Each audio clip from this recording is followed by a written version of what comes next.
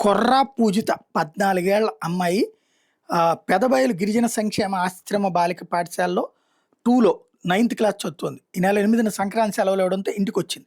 గొంతులో నొప్పి, దగ్గొస్తోందని చెప్పడంతో 10వ తారీఖున తల్లిదండ్రులు పెదబయలు పీహెచ్‌సికి తీసుకెళ్లి పరీక్షలు చేయించారు. హెచ్‌బీ 6.2 ఉందని మందులిచ్చారు. ముంచంగిపట్టు ఏరియా ఆసుపత్రికి వెళ్లాలని సూచించారు. అక్కడ మళ్లీ పరీక్షలు చేసి తేడా ఏం లేదని చెప్పారు. దీంతో పూజితను తల్లిదండ్రులు ఇంటికి తీసుకొచ్చారు. నెల 14న పూజిత గొంతు నొప్పి ఎక్కువైంది. శ్వాస తీసుకోవడానికి ఇబ్బంది పడింది. దీంతో తల్లిదండ్రులు ఉదయం 8 గంటలకు 108 అంబులెన్స్‌కు ఫోన్ చేశారు. అయితే 2 గంటలు పడుతుందని సిబ్బంది సమాచారం చెప్పారు.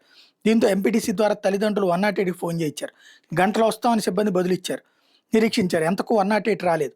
ఆటోలో 8 కిలోమీటర్ల దూరంలోని పెదబయలు పీహెచ్‌సికి వెళ్లారు.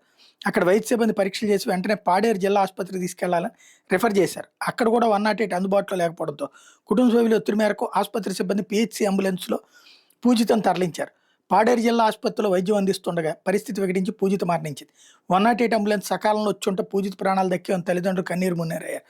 అల్లారు ముద్రగా చూసుకున్నట్టు బిడ్డ ఇలా వైద్యం అందక బలైపోతుందని ఊహించలేదని గుండెల విషయాలు రోధించారు. విషయం మీద గిరిజన సంక్షేమ ఆశ్రమ బాలికల పాఠశాల హెచ్ఎం చిట్టమ్మని సాక్షి వివరణ అడిగిందట. పాఠశాలలో ఉన్నప్పుడు ఆరోగ్యంగానే ఉండేదని తప్పించుకున్నారు. స్థానిక పిహెచ్సి వైద్యాధికారి సత్యశ్రీని అడిగితే గొంతులో ఇన్ఫెక్షన్ ఉందని, అయితే తల్లిదండ్రులు ఆసుపత్రిలో వైద్యం చేయించుకుని ఇంటి వద్ద పసరు వేయించి జాప్యం చేశారని, అందువల్లే పరిస్థితి విషమించిందని చెప్పుకొచ్చారు. తొలుత ఆసుపత్రికి వచ్చినప్పుడు సరైన వైద్యం అందించాలి కదా అని తల్లిదండ్రులు ప్రశ్నిస్తున్నారు. 108 సకాలంలో వచ్చి ఉంటే తమ బిడ్డ బతికేదని చెప్తున్నారు. దీంట్లో ప్రభుత్వాన్ని తప్పబట్టడానికి ఏమీ లేదు అక్కడ.